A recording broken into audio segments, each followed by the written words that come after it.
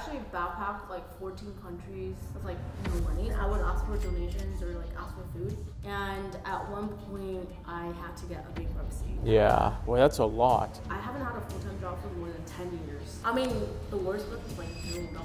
Put peanut butter on my butt. What?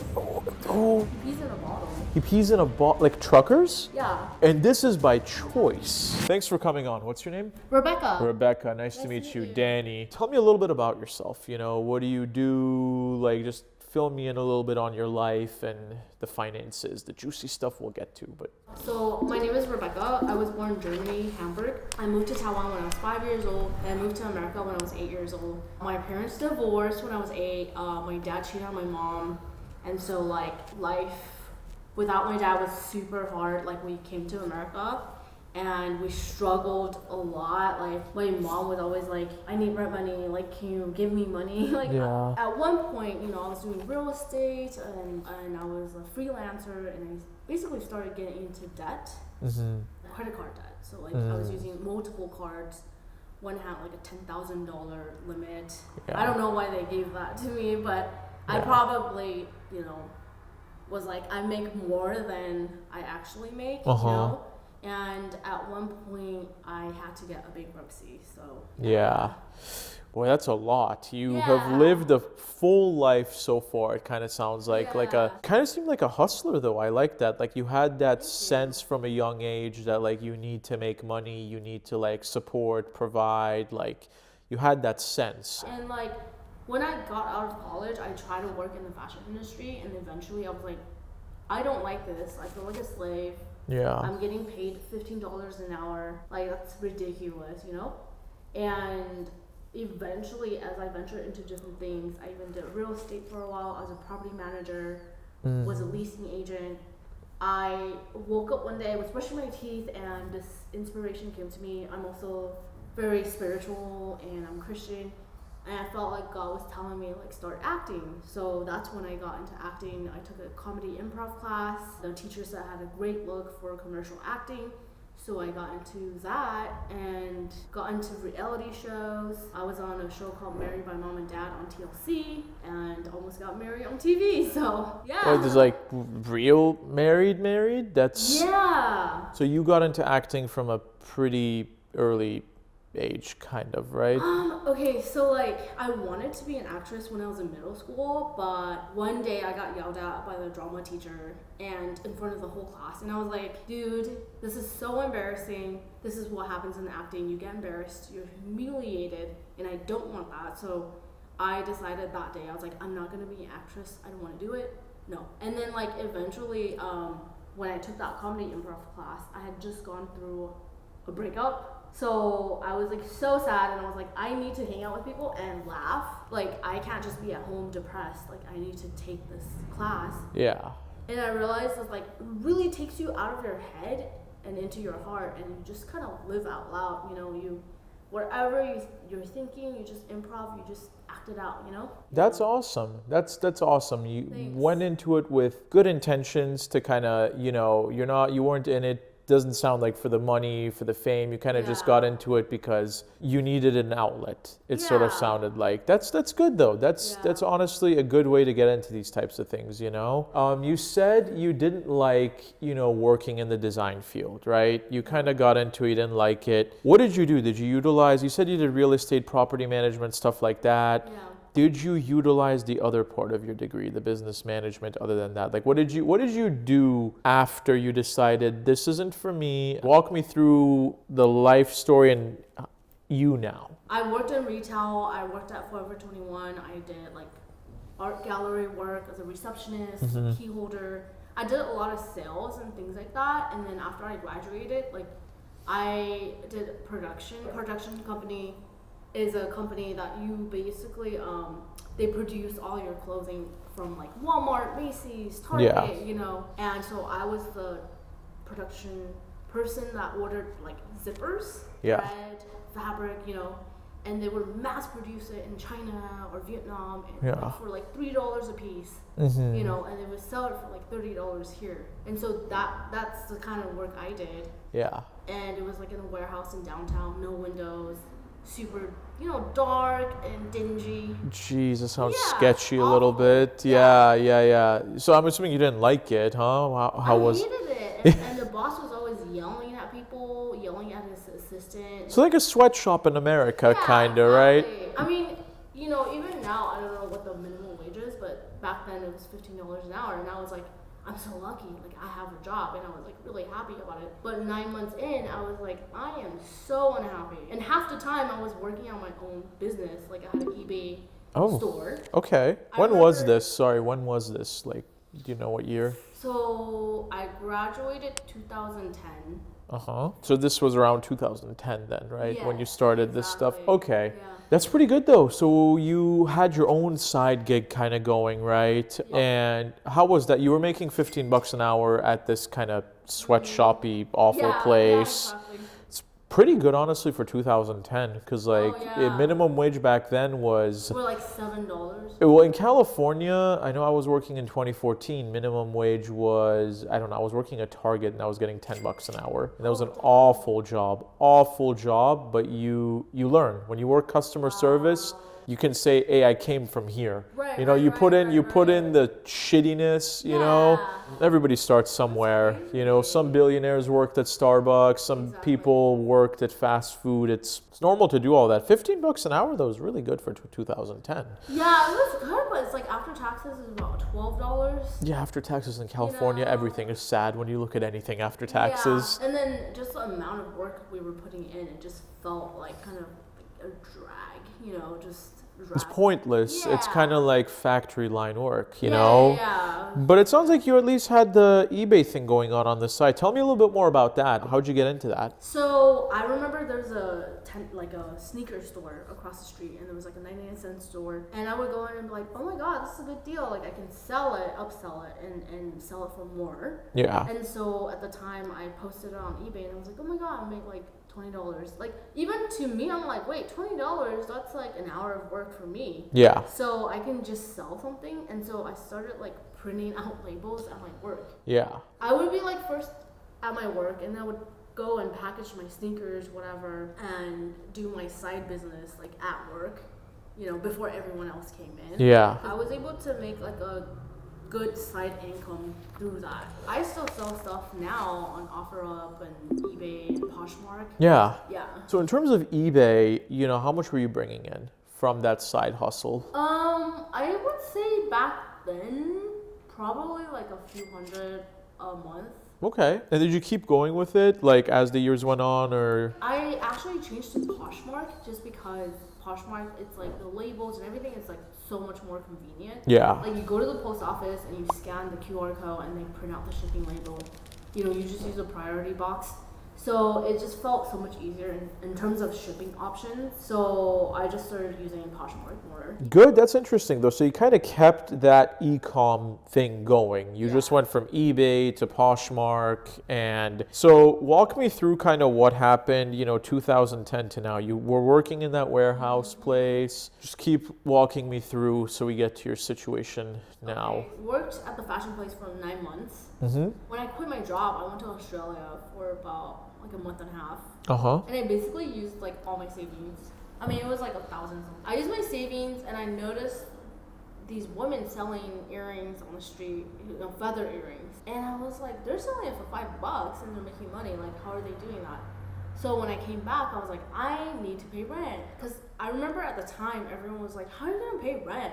Like, you just quit your job, and why are you going to Australia? Like, everyone was just questioning my life decisions. And I was like, I need to follow my heart and do what works for me, even though it didn't make any sense to other people. So when I came back to America, I researched buying jewelry. So I started going on AliExpress and ordering, wholesale jewelry. So they were like 20 cents a piece that you could sell for like $20-$30. Yeah. So I ordered them, I put them in like a wine box, and I would carry that wine box everywhere. Yeah. And like I would just go to parties, or if I was hanging out with friends, I'm like, hey, do you want to buy jewelry? And just like open the box, Like, Yeah. and people would buy them. I remember one time I needed rent money. I think I was lacking like in a few $100s, $300. So I was at a cafe and they remembered me. Oh my God, I remember you had a really cute ring. And I was like, well, do you want some? And they're like, yeah. So I like brought it and like I was able to pay rent that day. That's pretty crazy. That's pretty crazy. That's you show up to a restaurant wearing some bling and then you're like, you can even hire, like plant someone to come up and be like, oh my God, I love that. And that could get the attention of other people. Like, where do you buy that? That's nice. That's cool though. That's really cool. In terms of it bringing in the amount of money you need to survive, it sounded like you said you had to deplete your savings to go to Australia. Yes. Did you think at the time, because you said the trip was $1,000, but that sounds like it was your savings, right? Yeah. I mean, like, so I bought the flight and then it was like probably 1,500. Wait, the flight was just 1,500 or? No. I think the flight was like over $1,000, but Jesus. I just wanted to take a chance and like live life. Yeah. Society is always telling you like you gotta save, and like people never just do stuff, right? It's like, oh, okay, maybe in 10 years I'll do this, and it's always this like procrastination. And I didn't want to live that way. I wanted to just do whatever I wanted to do. Yeah. And eventually, like even when I came back, and not think so much about the future. Yeah. You know, I just wanted to go for it. But did you feel maybe not at the moment, but in like hindsight, were you like, do you still think it was a good decision? Yeah, I think so. I think everything I did led up to what I was supposed to experience, learn, and do. Mm-hmm. Because I think like if I never went to Australia, I would have never met the people I met there. It brought life to my soul, you know? So it sounds like you have your priorities. You have this like kind of like mentality where you're like, you know, I'm just gonna live my life now and then things are just gonna work out either through God or things will just fall into place. Yeah. Do you feel like they have so far? Do you feel comfortable now? Where are you at now? I feel like they have. A couple years ago, I decided to move in with my mom. I was living on my own and I was like struggling. Yeah. And I didn't have a good relationship with my mom, so I was like, I'm gonna move home and like kind of get to know her and try to reconcile that relationship. So that's why I decided to move back home. Mm-hmm. The good thing is that because she knew I was like freelancing and doing acting and different things, she told me that I didn't have to pay rent or like that she didn't demand that out of me. Yeah. Her work was pretty good in a way that, you know, she had more than enough. So it's not like she needed me to pay rent. So I didn't have to pay rent. So I was able to have like just extra money to use. And also like I don't have a car, so I use Uber or Lyft. Okay. Honestly, that's one thing she's like a little bit like, oh my God, you just like spend all your money on Uber or Lyft. Well, how much are you spending on Ubers and Lyfts? Because I mean, it can add up if you're taking a lot of them. Including like food and everything. My credit card bill is like a little bit over $1,000 a month. Yeah. Okay. Some people are like, oh, that's a lot of money, but that's not a lot over the course of a month. 1,000 for all your expenses. Yeah. That's not a lot. Oh, really? Well, if you're paying it off, are you? Yeah, I am. Okay, so you're not like living a crazy extravagant lifestyle, you know, outside of traveling, which I'm assuming you're still doing traveling, yes. But you're not living like a crazy lifestyle where you're, you know, going to Nobu or you're not eating out every night or. I kind of like miss that though. Like I used to go on dates and like, you know, the date was like, I mean it wasn't like a lot, like $100, $150, whatever. But I'm just like, I kind of miss dates like that, you know? Hey, there's a lot of guys out here you can take advantage of. I had a guy take me on a Disneyland date. Really? But I told him, I'm pretty sure you're not my husband. Like, I was like that blunt, like before. Yeah. And like, he was like, that's fine. Like, I'll take you as a friend. But then at the end of the date, I started crying because I was like, oh, I feel kind of bad because I don't really see you that way. And he's like, what? I thought you just said that to make me feel better. Uber and Lyft, I liked the $1,000 credit cards until you told me it's mostly on the Ubers and Lyfts. So tell me two things. Number one, how much are you using these Ubers and Lyfts? And number two, why not just get a car? I use it almost every day. Okay, why not get a car? The reason I want to get a car is because like I already feel like lonely in LA. So like talking to Uber drivers and Lyft drivers, like it's kind of like therapeutic. Yeah. And then also I have an older brother that I haven't seen in 3 years. So the last 3 years, I've also like lost friends to death, and it's been just so depressing. Yeah. I feel like when I get to meet people who have like similar stories, or like they just share like their life story with me. Yeah. If I was to have my own car, I would never meet any of these people. Yeah. You know, some of them have become like close friends of mine. That's really cool. Yeah. Have you thought of maybe yourself doing Uber, yourself doing Lyft, so you can make money, own the car, and still get those conversations? So I live my life very like from a spiritual point of view, and like I have driven for Uber, I have driven for Lyft, but the thing is, after like 2 hours of driving, I get nauseous and like want to throw up. You will be surprised by how responsible you feel for your people when you're driving them. And this girl got in, but there was like a bee, and she started screaming, and I was like so freaked out, because I was like, oh my god, like did someone die, or like what's going on? Like things like that would happen a lot, where I just, because I care so much about people, even new people that I just meet, I feel so responsible. Like I'm like, oh my gosh, like, and I feel like I don't want to carry that burden, but it's like super dangerous. Yeah. For like 10 hours a day. Well, 10 or 12 hours a day is insane on anyone. I mean, I drive like 4 hours a day and I'm pretty pooped, so. A lot of these drivers do that, and it's really tiring. Like, What about buses? Why not? I take buses sometimes. You take buses? Yeah. But you still do Ubers and Lyfts every day, huh? Pretty much. If I'm hanging out with my boyfriend, like he drives, so on those days that we hang out, I don't have to take Uber or Lyft. So what are your other expenses like? So the $1,000 a month, you said it's mostly Uber and Lyft. Are you still living with your mom? No rent or? March 1st, I have to move out, Uh-huh. and like I don't really know where I'm going. Like I try to look for a place with my boyfriend, and we couldn't really find anything. A lot of these rooms and apartments, even, they want single people. Yeah. So we couldn't find anything, and then this week he was telling me, I don't know if I want to live with you. He was like stressed out. The thing is, he's been living in a car for 2 years to save money. For 2 years he's been living. How big is that SUV? It's just like normal size, like, you know, like a 4-seater. Does not sound like comfortable. How does he use the bathroom? How does he shower? He pees in a bottle. He pees in a bottle, like truckers? Yeah. And this is by choice. No, I can imagine. I mean, rent in LA, don't get me wrong. I'm all about saving money.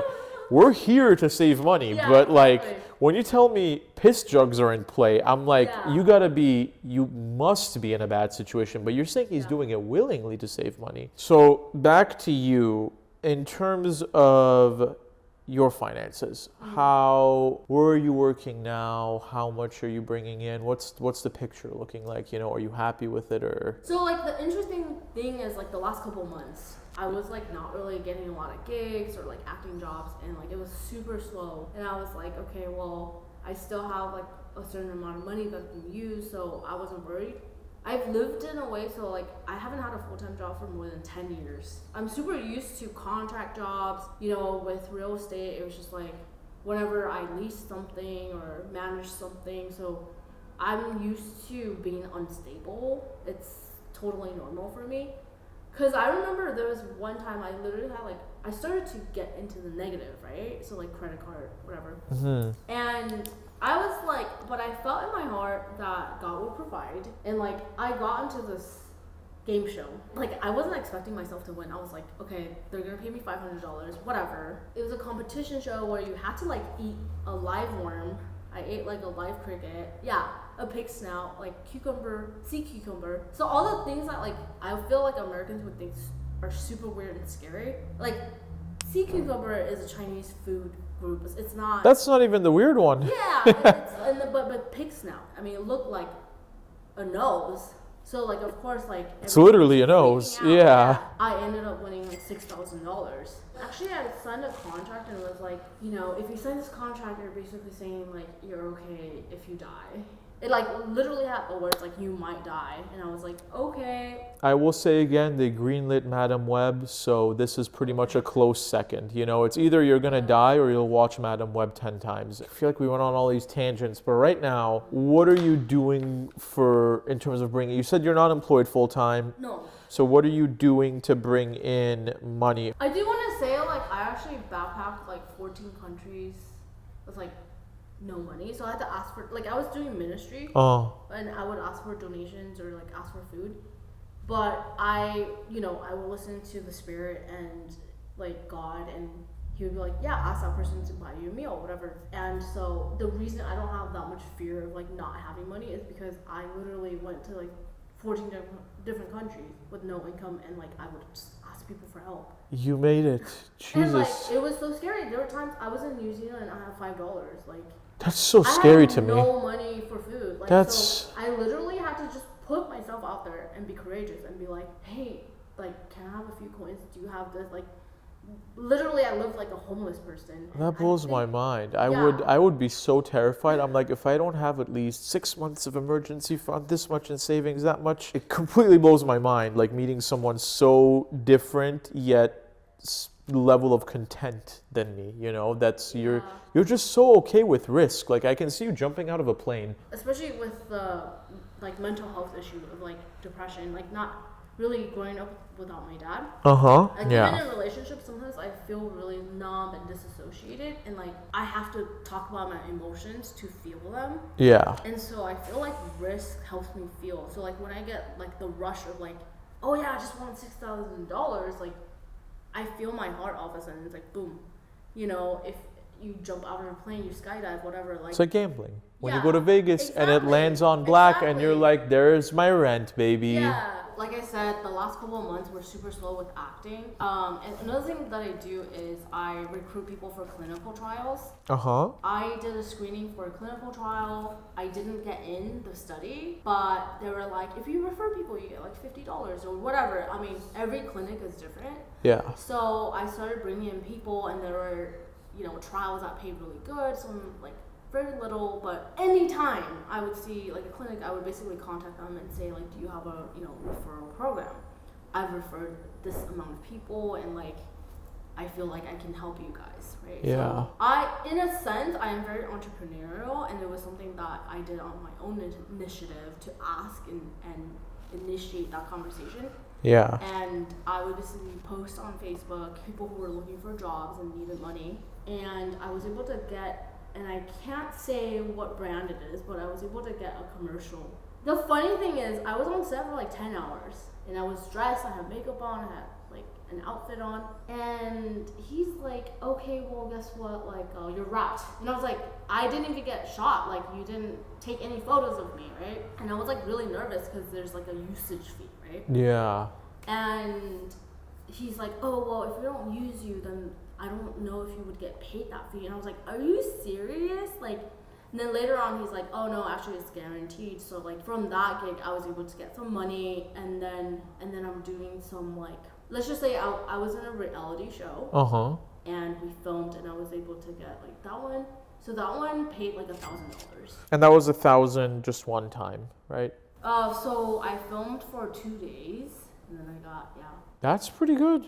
That's pretty good. But it sounds like it sounds pretty sporadic, right? Like you don't have predictable monthly, weekly income. It's just kind of like whatever comes your way, however the week's going, that's how much you're bringing in.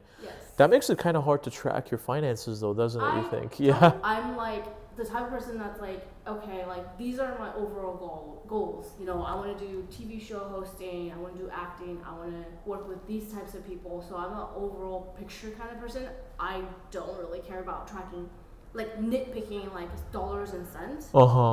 Because to me, I'm like, if I feel an urge to go somewhere, I will go and like spend that money on Uber or Lyft.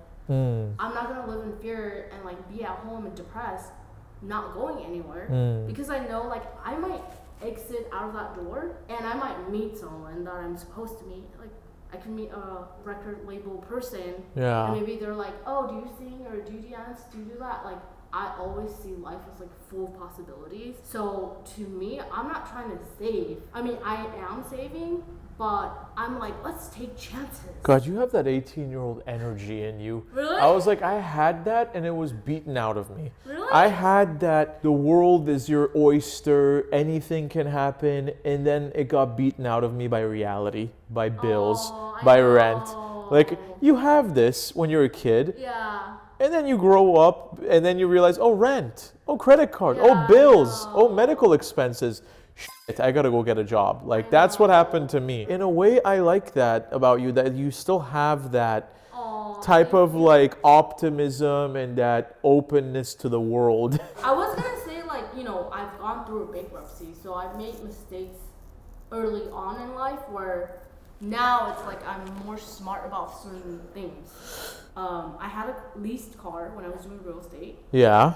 and that was my ex who told me, hey, you should get a leased car because you can write it off. But I wasn't making enough to get a leased car, so I listened to the wrong person, which is Oh, my ex. yeah, no, yeah, Horrible. yeah. Horrible. So it was like about $400 a month. Oh, wait, Yeah. wait, $400 Okay, a so month. insurance was like $150. What was the car? It was a Honda Accord, but it was like brand new, you know, like that year. And it's funny because when I made that decision, I had major anxiety, but you know, my ex was with me and he worked in finance. You trusted him. You should have known Yes. better. We were together for 2.5 years. He worked in finance. He was a banker. He was a banker, so he was real finance, And he had like he inherited a house and like he had money. I feel like he honestly just wanted to look good. I know that sounds so freaking vain, but I remember one time he told me literally he says like he has like brand name foods in his fridge because if someone comes over to his house then they would see like, oh, he had money, that he ate like good food, like good branded food. So he didn't feel proud of you, or he kind of sort of embarrassed until you had a nice shiny new car? I mean, okay, I remember like we went to like his friend's house to eat, and Yeah. he was like, "Can you put on some makeup?" Like I never really wore makeup Yeah. when I went out, but he was like, "Can you put on some makeup?" And like I would wear like polka dots or like I'm very like you know quirky. And he's like, oh, I just want you to put on a t-shirt and jeans. Yeah. And like, I want you to be like normal. So he had standards that he's always had in his head of Yeah. what he wants this ideal girlfriend, and he tried to put you into that box. Box, yeah. The car takes it too far, though. The car thing is like, because that's an expense that you are on the hook for. He's not Yeah. on that lease. You were on that lease. I think, and this is like to the audience, I feel like a lot of, not just women, but I feel like a lot of people that are in relationships, we get coerced into doing certain things when we don't really want to, and then because we feel like that person loves us, that we should, or like we should listen to them, or feel like they would know better, but like you still have a heart, you gotta listen to your own heart. And for me, I felt that because that was the one person I trusted, you know, my boyfriend at the time. Like I was like, oh yeah, you can write it off, and then it does. Basically how he said it was, you can write it off and it wouldn't really mean. But that's not even the point. The point is like, can you initially afford it? That's the number one Yeah. question that you need to answer. When you're about That's to go true. make a big purchase like a car or leasing a Yeah, car, yeah. you got to say, number one, can I afford it? Yeah. Sit down and be like, okay, this is how much I'm bringing in every month. And I know it's hard with you having the unpredictability, but you can Yeah. sit down and be like, okay, average, I can bring in anywhere between $1,200 to $2,500 a month. Mm-hmm. And you have to think, okay, at my worst month, can I still comfortably afford this? So they say there's a number that we Yeah. like to use in finance, 10% of your income. If it's 10% or less, you go for it. If you're making $2,000, your car should be no more than $200 a month. That's a calculation you got to make right before you go and get the car. You sit down and you're like, okay, I'm bringing in $1,200. If this car is going to be $400, that's 33%. That's 1/3 of what you're taking home, you know? Even with rent and everything, like it was just like because I was a freelancer, like it was just like, okay, your goal is to be able to cover rent. The one thing is if you have predictable income, it's really easy. Like if you have a salaried job, you know, and if you're keeping track, you're like, okay, I make $100,000 a year. I'm taking home $5,500 every month after taxes. You know that. You can budget out your finances in an Excel, which I recommend everyone to do. But when you're a freelancer, you got to be even more careful. Like even more careful. I would say don't even go 10%, 5-7% maybe of your income, because you don't know. You don't know what the next month is going to be. You might have a great month. You might have a really bad month. Like you don't know, you know? I was gonna say, if you're hustling to pay rent, and there's no shame in that, a lot of people do, leasing a $400 car is a horrible idea at that point. That's So that's what I'm saying. Like, I think sometimes people don't think in relationships, you know? Yeah. Because your emotions are so invested in that person. You're just like, I love you and all this stuff. And Look, I can't fully blame you. I do wish you tracked your finances and did it, but Yeah. you trusted him a lot. Anyways, we'll move past that guy, but tell me a little bit more about, you said you went through a bankruptcy. What Yes. happened? What happened there? So I do have the papers for it. Oh, sure. Yeah. So basically, at one point, I had a letter of judgment against me, and they said like they were gonna like garnish my wages, and I noticed one of my paychecks for acting Yeah. $30 less. So I was like, oh my god, like what's going on? And I started freaking out. I was like, I like don't mind them suing me or having a judgment against me, but I don't want them taking money from my paychecks now, you know? I had been very financially responsible for like 8 years Yeah. already, and I just like didn't pay off my debt, but like from then on, all the credit cards I had, I paid it off. Like I was really financially responsible. Yeah. I just ignored some of the debt because someone told me like it gets written off after 6 years. How much was that debt? On my bankruptcy, it was like $28,000 total. The lawyer that was like suing me, Yeah. he was like, oh, okay, so I see that even though you can't pay off all these debt, like why did you open a Forever 21 account? Why did you open a TJ Maxx account? I was like, they had good discounts. What? Like you get 2% back. Like I felt like he was shaming me for it, and I just like I was at my house and I actually screamed at him. I was like, shut up. Like I screamed. Yeah. Yeah, I was like, shut up. Like, Yeah. I was like, and I just like hung up on him because I was like, who the f is this guy, and why is he telling me? Why does he know all the freaking credit cards that I opened? Oh, they know. Yeah, Trust me. and, Yeah. And I felt really lost. Like I didn't know anyone that went through a bankruptcy. I was like, should I consolidate my debt like my mom did? And I was like, I don't want to deal with it. So I just started like randomly Googling. Like I called like consolidation companies. I called law firms. Like, and then I found this one in like Montebello, and I was like, hey, like, do you guys do this? And like I was really, really lucky because I found the right office. Like Yeah. the whole bankruptcy cost me like $1,600, Okay. which is like actually a good deal because I've talked to other people that it costs like a lot more. My question is, break down the debt for me. Where did this part of it you said came from the car, but then you broke up with the guy, you gave the car Yes. back, that lease is done. Where is the other 20 something? So like a lot of it was like debt that had accrued, so the interest and stuff. Like once I stopped paying it for 8 years. Well, we're talking about credit cards. What are we Credit talking? cards. So you didn't pay off your cards. Yeah. So like the one I told you about, the Nordstrom one, it was like $10,000 limit. Did you hit the limit? Yeah, like, so what happened was, like, I did, like, a one-way flight to Thailand, and I had, like, no money left, and I had this credit card, and I was like, judge me, you know? Like, I felt in my spirit, just, like, go all out, like, so I withdrew, like, a lot of money. How much is a lot of money? Like, maybe a few thousand, I don't know, but... Oh, I wish you'd know. I was rich, like, I was just, like, whatever I want to eat, whatever I want to buy, like, just, like, splurge, you know? Uh-huh.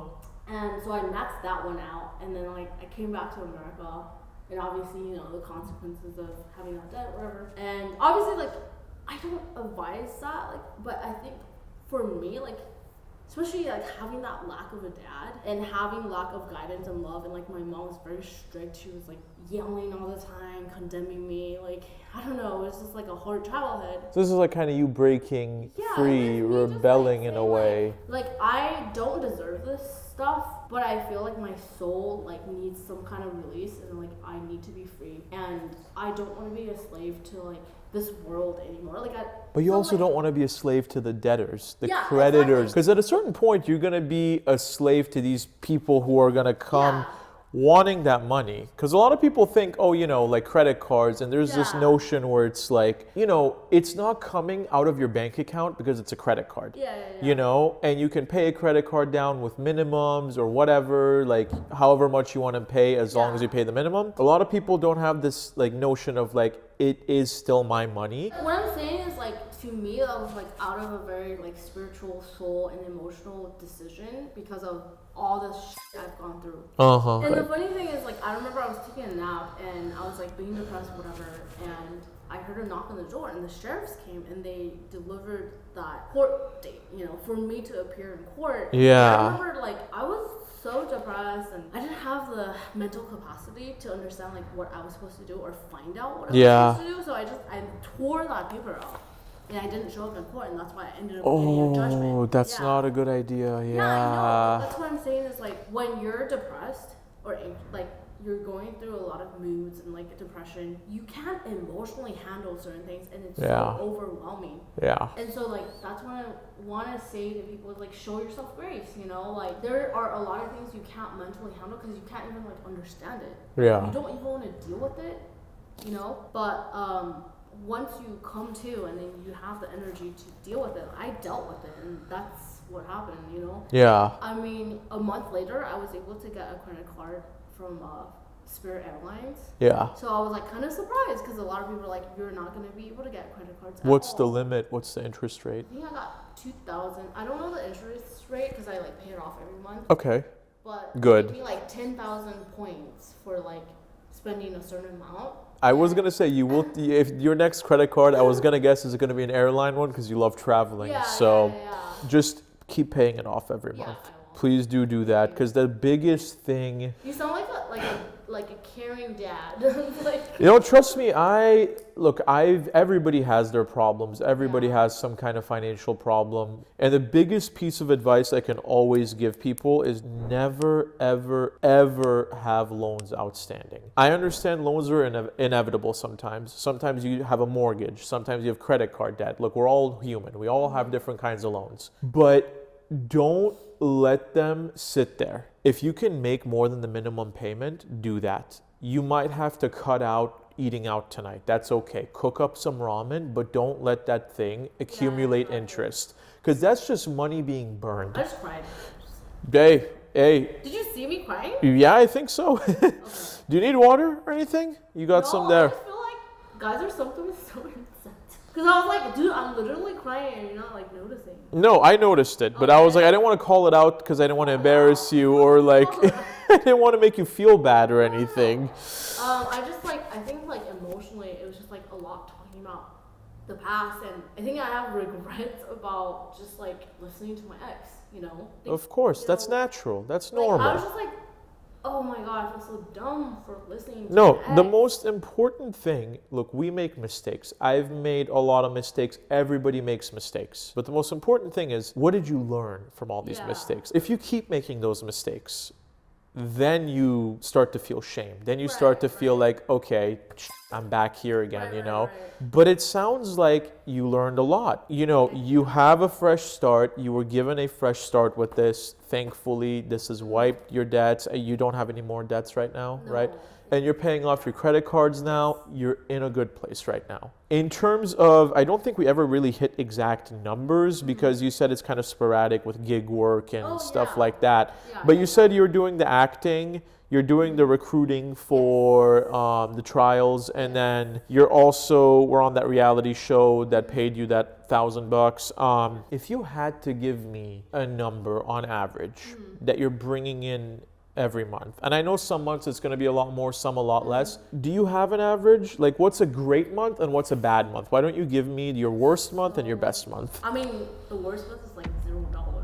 Literally like 0 or 20? Yeah, like I've been there. Like actually? Yeah. Okay. But like on a good month, like I said, the game show, all of a sudden I had $6,000 in my bank account. Wow. I had to sit in an ice bucket too. That was part of the challenge. Oh, Jesus. And then they put peanut butter on my butt, and then and the mice or whatever. Like, wait. But I mean, I had shorts on. But that was part of the challenge. What kind of demented human being is sitting in a boardroom? What can we do to these people today? Who is that demented? They smoke weed. They must be doing acid or something too, because when I was on set, like, it smelled of weed. Like, everyone was smoking, and I probably got contact on. This legit sounds like something YouTubers would do. This does not sound like a professional production, which is what blowing my mind. I'm not gonna lie, like, I freaking love YouTube stuff. You know Eric? Yeah. Yeah, I've been on his channel. I was like one of the 100 models. Oh, shit. Yeah, so nice. I've been on, like, big YouTubers' channels, I love their production because they're super chill and like people aren't so uptight. Like commercial shoots, people are like super uptight. That's kind of that's kind of cool though. No, that's Thanks. kind of cool. Like it's a variety. You like the variety of being Yeah. able to meet people, do all these weird things, and even though it's like that game show sounds weird as shit, but like it's kind of cool because you get to do that, and then another day you can do something for YouTube, and then another day you can meet other people and do this. And Yeah. it's a change of pace. You're never stuck in an office looking at a Yeah. monitor, right? So that's really cool though. You got all this this money coming in, and you said your worst month it's like $0 or $20. Your best Yeah. month it can be like $6,000 or something. How are your savings? 1,000. Like where are you putting this money? Investments, savings? Where does this money go? Well, I have a savings account and a checking, but like I don't have like 50 grand saved or even 10,000. Yeah, because you don't have a lot of expenses at all. And is that Yeah, because to me, like I'm like, that's good. yeah. 'Cause- So what's your plan now, like for the future? It seems like you're taking it a day at a time, kind of, right? Yeah, Like, I just do the same thing I do every day. I submit to acting jobs or uh-huh. on different acting websites. Yeah. I go on Craigslist, things like that. But just like follow my heart. You're happy where you are now, financially, right? I feel like I want to like continue saving, right? Obviously, Yeah. but I'm such an adventure seeker that I always feel like who knows, I might end up on a reality show and like I might like be on the Amazing Race and like get like $1 million. So like I'm not thinking like small. I mean, that's great to have that. Like, you have that still ambition and stuff, but are you maybe like into finding something like a job, whether it's part-time or full-time, No. just to know? With like recruiting for the clinical trials, like it gives me so much freedom. Well, because I was gonna say, if you want to save, because you said you didn't sound like you were ultra happy, like you wanted to save more. I don't want to be tied down to like a schedule, and like with recruiting for clinical trials, Uh-huh. like I get to just like wherever I go, I meet people and then I just like sign them up and I Yeah. do that, and then if one clinic dries up, I go to another one, and then But you don't care if it's like steady salaried income type of thing, right? I feel like it's taking time away from me making big money. But you know that like, and I have to say this because I have to say it kind of goes against your other goal of wanting to grow your savings, because you're in this sporadic, like, I might have a really big payday or not. I don't want steady like growth. You want that big, one big paycheck. And like even if it's like like sporadic like contract work, like I'm okay with it. Just because there might be that one thing that might hit big. I mean, not just one thing. Like I mean, I literally have opportunities coming up in like March, like 2 opportunities that like it's like people work 2 weeks a month for this. Like so. Yeah. Why would I waste my time being tied down to something when I need to be investing time in, whether it's being on a podcast or a radio show, or tomorrow I'm actually doing a live show in Burbank. That one, like, it's not paid, but I can get in front of people. So, like, I'm kind of picking and choosing opportunities, and yeah. I can't hate you for that. I mean, I wish I had that kind of mentality, but keep your expenses low. That's all I gotta say. Keep paying off the credit cards. Keep the expenses low. $1,000 a month is very doable, but you gotta make sure you're bringing more than that in. So you gotta make sure every month you're at least bringing more than that in. Yeah. But it sounds like you're happy enough. And the only solution I have is if you want to grow your savings, get a more steady job. But if that goes against who you are completely, then just make sure that you are bringing in more than you're putting out. Simple as that. Obviously, my mom kicked me out of my house. Yeah. I mean, but like if I'm really like, oh my God, I'm just like on the streets, like I'm on a park bench sleeping here, like she'll be like, yeah, like stay with me, Okay, so I was gonna say, you want to ideally have, the number is 6 months of emergency fund, like a 6-month emergency fund, so you can cover your needs in case of a job loss, in case of an injury or something, for 6 months. That's what they recommend, is 6 months. And given your expenses being $1,000 a month, if you have like $6,000, that's 6-month emergency fund. No matter how much you spend, make sure you don't touch maybe $6,000. Just have that there in case something happens. Honestly, keep it going. Keep that to $1,000 or less a month, and keep bringing in more than that. So you promise me you'll try and do that? Yes. All right. Thank you. Well, thank you for coming on, Rebecca. I really appreciate it.